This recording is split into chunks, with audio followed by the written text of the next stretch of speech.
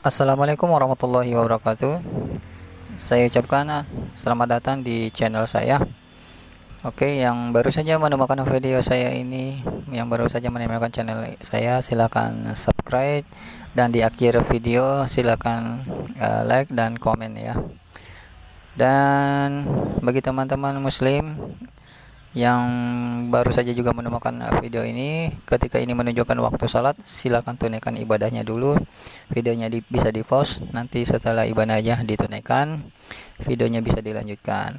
Oke, bagi yang sudah melaksanakan, bisa langsung menyimak video saya. Selamat menyaksikan ya. Oke, pada kali ini saya akan membahas SKP plus Dupak, yakni mengapa SKP dan Dupak itu jadi satu set ya, jadi satu atap. Oke, jadi saya akan membahas itu. Nah, untuk bagaimana penjelasannya silakan simak. Saya langsung aja ke aplikasinya. Kebetulan di sini saya sudah buka aplikasinya ya. Nah, mungkin teman-teman pada bertanya, mengapa sih aplikasinya satu atap seperti ini? Jadi satu workbook ya, ini namanya satu workbook. Nah, mengapa jadi satu set seperti ini? Di sini ada SKP-nya, kemudian ada rekap semesternya, ada dupaknya ya, jadi satu set seperti ini ya. Nah, oke, untuk penjelasan lebih detailnya yaitu bahwa saya sudah buka di peraturannya dulu.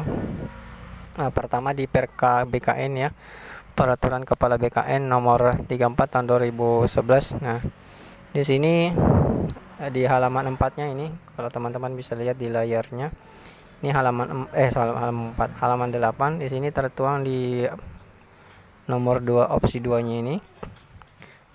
Dibunyikan bahwa dalam penyusunan SKP jabatan fungsional tertentu ya, fungsional tertentu itu maksudnya bidan, perawat ya, itu dalam masuk fungsional tertentu, dokter, nutrisionis, sanitarian ya, itu disebut sebagai JFT ya.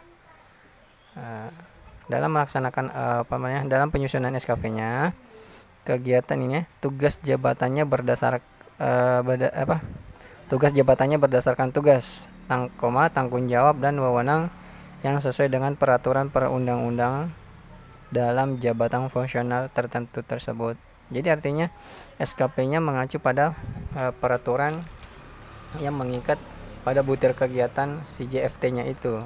Nah, contohnya kalau di bidan berarti ada peraturan mengenai Permenpan mengenai jabatan fungsional bidan dan angka kreditnya, seperti itu ya. Di perawat juga ada Permenpan tentang jabatan fungsional perawat dan angka kreditnya. Dokter juga begitu, nutrisionis juga seperti itu. Jadi itu semua mengacu ke situ masing-masing ya. Orang tugasnya mengacu ke situ di SKP-nya. Nah, ketika SKP-nya mengacu di situ, maka berarti apa yang tertuang di SKP harus tertuang juga di Dupak, ya kan? Jadi karena sangat tidak logis kalau SKP-nya membunyikan butir kegiatan lain, kemudian di Dupaknya berbunyi kegiatan yang lain. Nah, jadi tidak sinkron antara SKP dan Dupak. Nah, di sini di halaman 8 ini ya, secara tidak tersirat ya, itu mengatakan bahwa itu harus sinkron ya melalui uraian tugasnya tadi. Nah, makanya aplikasinya ini satu atap ya. Jadi apa yang tertuang di sini, ini uraian tugasnya, ini contohnya perawat ya. Contohnya perawat. Ini peraturan ya, peraturan Permenpan tentang jabatan fungsional perawat dan angka kreditnya. Nah, uraian tugasnya itu ada semuanya di sini ya, ini. Nah, apa yang tertuang di SKP-nya ini, nih, maka harus juga tertuang di Dupaknya ini ya. Nah, jika teman-teman umpamanya melakukan pengkajian dasar di di poin pertama, berarti di Dupaknya di poin pertama juga harus melakukan pengkajian dasar pada individu ya, seperti itu. Jadi harus sinkron ya. Makanya mengapa aplikasi saya itu satu atap. Kemudian lanjut ke pembahasan berikutnya.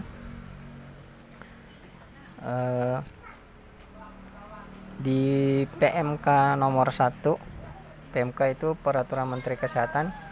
Nah, di sini sudah saya buka juga ini PMK nomor 1 tahun 2019 di halaman 2-nya. Kita cek ini halaman 2. Kemudian halaman 2 di halaman 2-nya di nomor 5 ini ya, ini peraturan ya. Ya. Ini masih menggunakan acuannya sebagai ini ya, masih menggunakan acuan PP nomor 46 tahun 2011 ya. Jadi PP tahun 2011 itu masih digunakan karena ini jadi acuannya si PMK ini ya.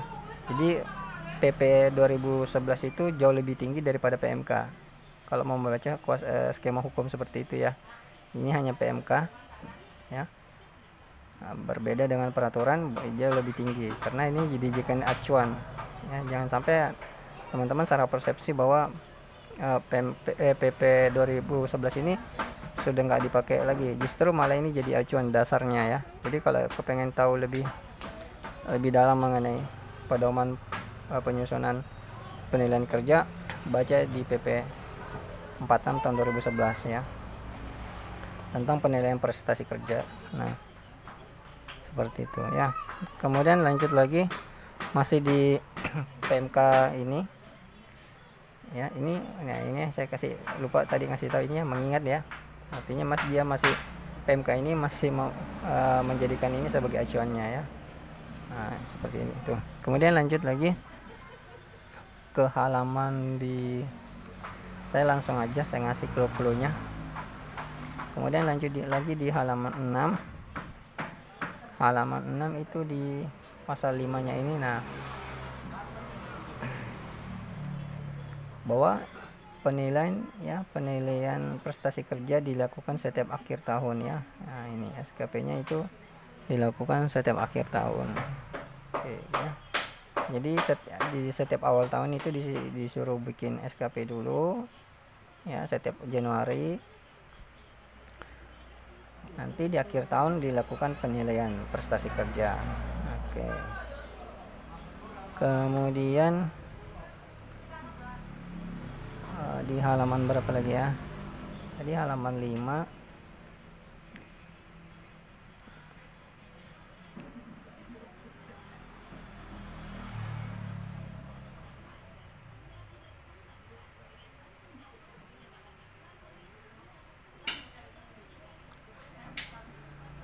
Oke, itu di halaman 5-nya tadi. Kemudian kita beranjak ke halaman 8 lagi.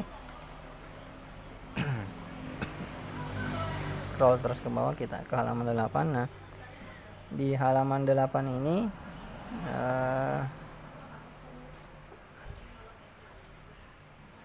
mana ya? Di halaman 8. Oke, ini halaman 8 ya. Ini halaman 8 di pasal 8-nya. Ini di pasal 8 ayat 2, di situ diutarakan yang ini ya. Diutarakan bahwa jabatan fungsional ya, maksudnya fungsional tertentu tadi itu melaksanakan butir kegiatan sesuai dengan kategorinya ya. Kategori jenjang yang dipangkunya ya. Ini kategori jenjang yang dipangku atau setingkat di atasnya atau di bawahnya. Jadi artinya ini saya jelaskan di sini ya, melalui tabel saya di sini aja saya jelaskannya. Ini di data master. Nah, jadi ini jenjang ini adalah ada perawat terampil, mahir, dan penyelia. Ini adalah jenjang jabatan yang dipangku ya. Jadi ini dulu, kemudian ini yang paling di atasnya, kemudian ini di atasnya lagi. Oke, urutannya seperti itu ya. Ini di bawah, ini di atasnya, kemudian ini di atasnya lagi. Jadi berdasarkan redaksinya ini tadi, bahwa si perawat itu boleh melakukan kegiatan si mahir ya, si terampil ini terampil boleh melakukan kegiatan si mahir ya satu tingkat ya, satu tingkat, bukan dua tingkat ya, karena hanya setingkat, berarti hanya satu tingkat ini ya, setingkat di atasnya atau di bawahnya, berarti satu tingkat di atasnya atau satu tingkat di bawahnya. Nah kalau ini satu tingkat di bawahnya, ini enggak ada ya, berarti kalau yang ini satu tingkat di bawahnya itu berarti ini ya. Kemudian untuk si perawat penyelia satu tingkat di bawahnya itu ini ya, berarti ketika loncat ke sini itu nggak bisa ya. Oke, jadi seperti itu. Nah jadi saya contohkan lagi, ada uraian kegiatan. Ini contohnya, melakukan kegiatan pengkajian ini itu sebenarnya kategori kegiatan si terampil. Nah si mahir bisa melakukan kegiatan ini, bisa dengan mencaplok seluruh nilainya. Nah, berbeda dengan pengkajian dasar keluarga ini ya, ini sebetulnya kegiatan si perawat mahir ya. Ini yang merah ini nilainya ini cuma bisa dilaksanakan berdasarkan redaksi yang tadi yang di sini ya, satu tingkat di atasnya, bisa melaksanakan kegiatan yang ada di atas ini tapi tidak mencaplok seluruh nilainya ini, tapi hanya sebesar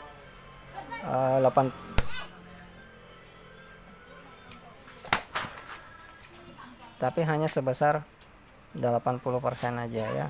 Nah untuk peraturannya itu nanti cari sendiri di redaksinya, di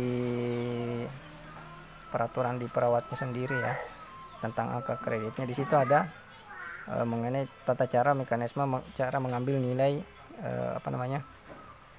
angka kredit yang ada di atasnya. Yang jelas di sini saya pengen kasih tahu bahwa di sini ini tugas kegiatan si mahir nih, ini saya kasih bold, ini merah ini sebenarnya uraian tugas kegiatan untuk si mahir. Nah ketika si terampil ini mau mengambil kegiatannya ini, berarti hanya sekedar sebatas 80% nilai dari sini.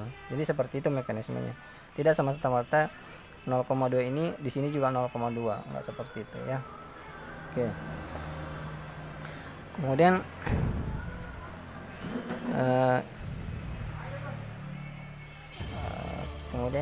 kayaknya sih nggak ada lagi ya, habis ya mengenai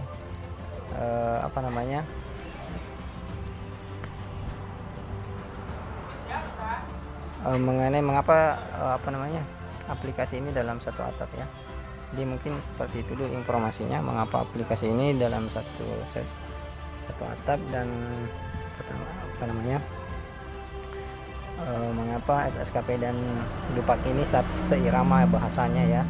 Jadi untuk mengenai cara penggunaannya nanti di season video berikutnya.